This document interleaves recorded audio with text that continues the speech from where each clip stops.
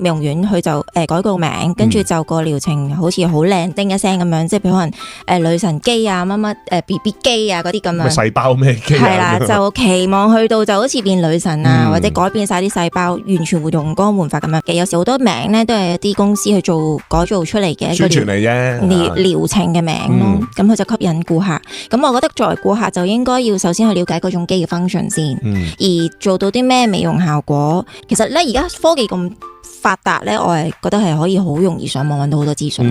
咁你應該要將嗰啲儀器去分類，分類完之後你就再自己諗下啱啱自己皮膚用啊，或者就真係再諮詢下幫你做嗰個人嘅意見先咯。了解清楚，冇錯。有咩問題就問。因為咧而家市面上嘅問題，我成日都話啲操作人員啦，同你consult 嗰個。